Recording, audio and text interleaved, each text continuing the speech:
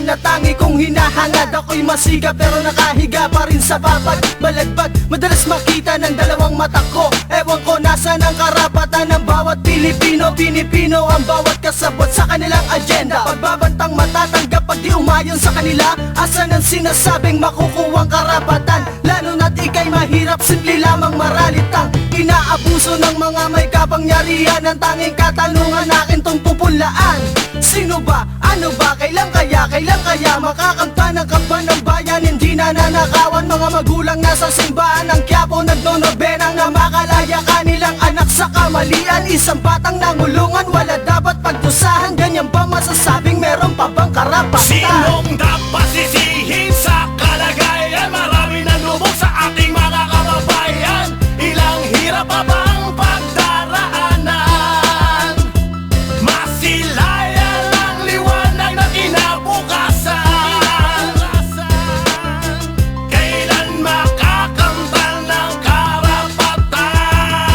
Ilang taon na nga bang ang Pinas lubog sa lusak? Sa laki ng ating utang di sapat ang magsumikap sang katerbang Pilipino ang dumaranas ng gutom sa dumi ng politika. Bihira na lang yaong mga taong namalusong para lamang makatulong. Kadalasan nakikita mo buhay ang marurunong. Kailan nga ba ang pinasa ahon sa kalagayan? Kailan nga ba ang bagong bukas ating masisilayan? Lugmok na Pilipino lunod sa bawat sirko ng lipunan. Puro lamang kwento at palatuntunan. Programang para sa bata, pangakong hindi makita. Paralisadong mga tulong, pangit na mga balita. Ako'y Pilipino ding nagmamahal sa ating bayan. Kaya't ganun na lang ang awa sa ating kalagayan. Nasaan na nga ba karapatan ng buhay at asenso? Sana bukas sa pag-isip ko ay meron na progreso. Sinong dapat sisihin sa kalagayan? Marami nang lubog sa ating mga kababayan. Ilang hirap pa bang pagdaraanan?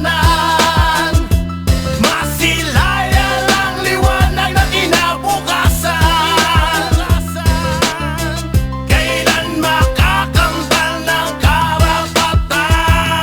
Ngayon, nasa na po ang inyong ipinangako na tutulungan nyo mga kabataan na tulad ko? Mga daing ng damdamin sa awit ko na isulat para inyong mapakinggan, sa inyo'y maimulat. Ang naranasan kong hirap, bakit di man lang napansin? Tanong ko sa sarili ko, bakit ito nangyayari sa'kin? Dahil ba hindi nyo kayang ibigay lakad sa amin? Lagi na lang bang magdarasal na ama namin? Bakit di nyo po ba kayang ibigay ang lakat nasa kanila dapat ba puro mayayaman inyong pinapanigay? Eh ba't kaming maghihirap? Bakit di nyo pakinggan? Puro kayo si ganito, puro kayo si ganon. Kayo nagtuturoan sa inyong pinangako. Tama na, ayoko na, sawang-sawa na ako. Ngayon ako nagsisisi, bakit ko po kayo binoto? Sinong dapat sisihin sa